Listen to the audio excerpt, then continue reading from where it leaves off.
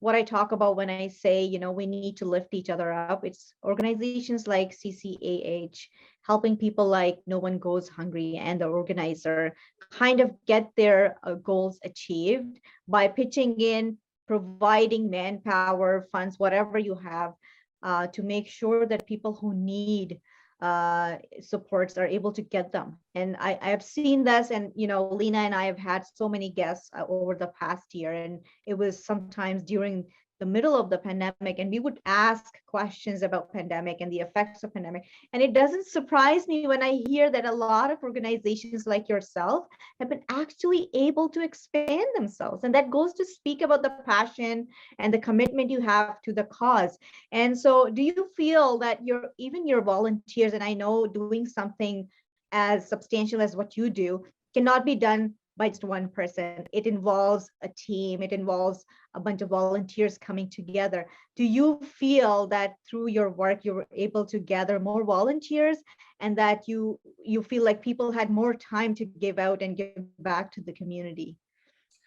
Absolutely right. We were approached by a number of other organizations that saw that we were still continuing delivering our programs, as well as people from the community who wanted to jump in and assist us. But also too, we also received a lot more donations during COVID as well, for people who were shut in that wanted to stay safe, but also wanted to assist as much as they could. Then they donated in a financial way. So we saw a lot of those kinds of bumps that we were very willing to take, and it really helped us in delivering our programs.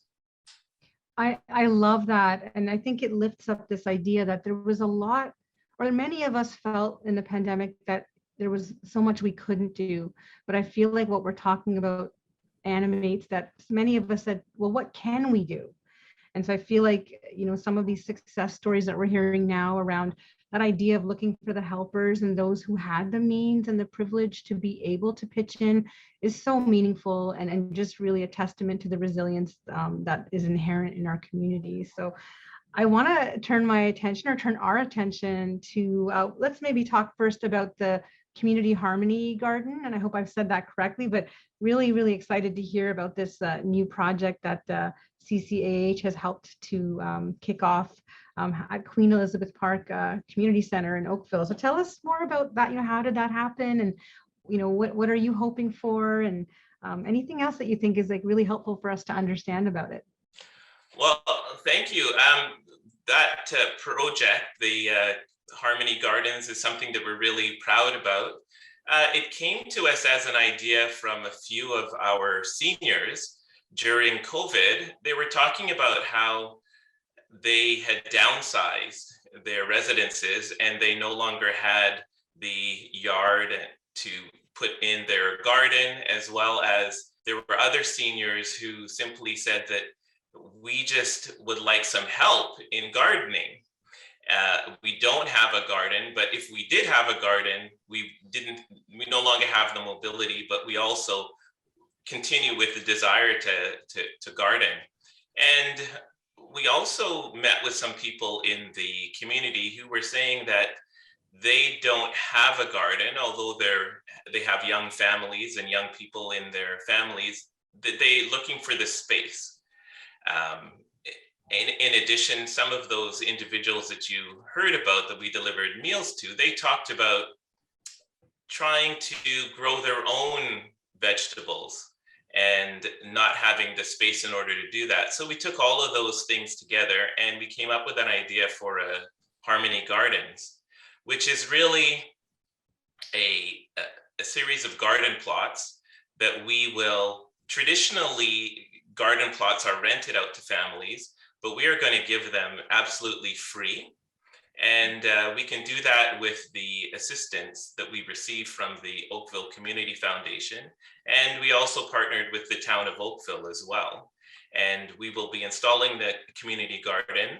And that community garden is going to be not only for racialized and marginalized people, it'll also be for seniors, as well as youth in the community who don't have an opportunity to learn about the growing cycle. And we're so happy about that garden that we expanded the scope of the garden, and we have an interactive area there. And we brought on board Peter Schuler, who is an Indigenous elder. And in addition to Peter's involvement, we also brought in the community as well to help us out to figure out how we're going to put this, because this community garden is going to be a part of the Bronte area community as well.